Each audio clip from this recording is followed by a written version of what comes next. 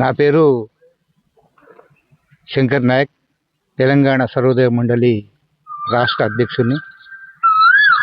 భూదానం భూముల గురించి మన రాష్ట్రంలో 1,79,000 ఎకరాల భూమి భూదానం భూములు ఉన్నాయి. కొన్ని అన్యాయక్రాంతాలైనవి, కొన్ని ఖాళీ భూములు కూడా ఉన్నాయి. అయితే ఈ ఖమ్మం జిల్లాలో దాదాపు 4,000 ఎకరాల భూములు ఖమ్మం జిల్లాలో ఇప్పటికి ఉన్నాయి. దానికి ఏ రెవెన్యూ డిపార్ట్మెంట్ కూడా చూడనట్టు వహిస్తూ ఉంది. ఈ భూమి ఎవరికి చెందాలంటే భూమి లేని నిరుపేదలు. ఆ రోజుల్లో 1951లో పెద్ద భూ పోరాటం నడుస్తుంటే ఆచార్య వినోబా గారు మన రాష్ట్రానికి రావటం జరిగింది. అయితే నెహ్రూ గారు ఎందుకు పంపించారంటే, అక్కడ ఆంధ్రప్రదేశ్లో ఉమ్మడి రాష్ట్రం ఉన్నప్పుడు ఆంధ్రప్రదేశ్లో భూ పోరాటం బాగా జరుగుతూ ఉంది. పేదోళ్ళు, భూస్వాములు పెద్ద ఎత్తున దీని మీద ఆందోళన చేస్తూ ఉన్నారు. దీనికి మీరు పోయి శాంతి యాత్రగా పరిగణించాలని ఆచార్య వినోబా గారికి పంపించడం జరిగింది. ఆచార్య వినోబా గారు మొట్టమొదటిసారి మనకు హైదరాబాద్లో శివరాంపల్లికి రావడం జరిగింది. అక్కడి నుంచి బయలుదేరి భూదానం పోచంపల్లికి రావడం జరిగింది. పోచంపల్లిలో మీరు ఎందుకు పోరాటం చేస్తున్నారు, ఎందుకు రక్తపాతాలు చేస్తున్నారని ఆచార్య వినోబా గారు అక్కడ ఉన్న పేద ప్రజలకు అడగటం జరిగింది. అయితే మాకు భూములు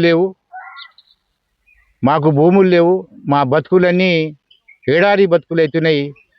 మేము ఎప్పుడు దొరల కాళ్ళ కింద, దొరల ఇంట్లో కూలినాలి పని చేసుకునే జీవితాలు అయిపోయినాయి. మాకు భూములు కావాలని చెప్పడం జరిగింది.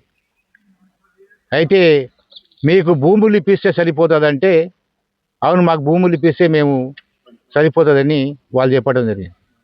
అక్కడి నుంచి ఈ భూదానం ఉద్యమం నడిస్తే మన భారతదేశంలో కాకుండా అదేవిధంగా పాకిస్తాన్ కానివ్వండి, బంగ్లాదేశ్ కానివ్వండి, అప్పుడు మనకు ఉమ్మడి భారతదేశం ఉన్నప్పుడు అక్కడి వరకు ఆచార్య వినోబా గారు పాదయాత్ర చేసి భూములన్నీ ఎక్కడెక్కడ భూములు ఉన్నాయో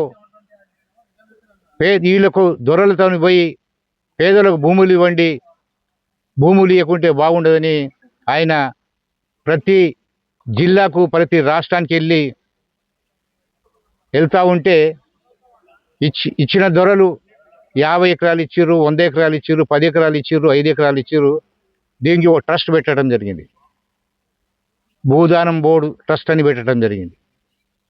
ఆ ట్రస్ట్ ద్వారా పేద ప్రజలకు పంచాలనే ఒక నిబంధనలు పెట్టి పేద ప్రజల భూములు పంచవలసింది పోయి కొంతమంది రాజకీయ నాయకులు, కొంతమంది రౌడీ సీటర్లు, కొంతమంది భూ కబ్జాదారులు ఈ భూదాన భూములను కబ్జాలు చేసుకొని బాగా వాళ్ళకి ఇష్టారాజ్యంగా నడిపిస్తూ ఉన్నారు.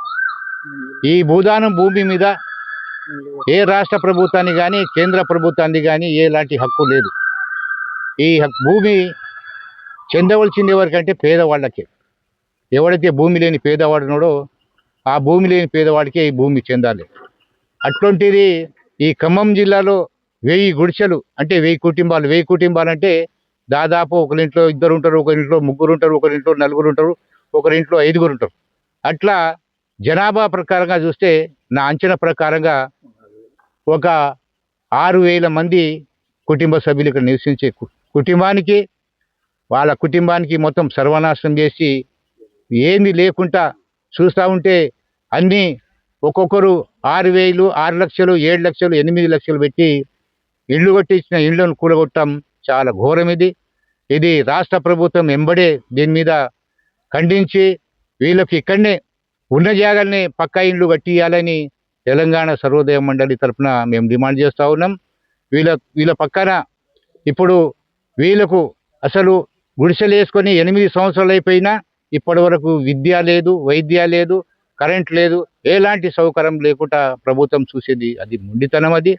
ఇప్పటికైనా ప్రభుత్వం దిగొచ్చి వీళ్ళకు పక్కా ఇండ్లు కట్టించి వీళ్ళకు ఎంబడే వీళ్ళకు పట్టాలు ఇప్పించాలని మేము తెలంగాణ సర్వోదయ మండలి తరఫున డిమాండ్ చేస్తూ ఉన్నాం.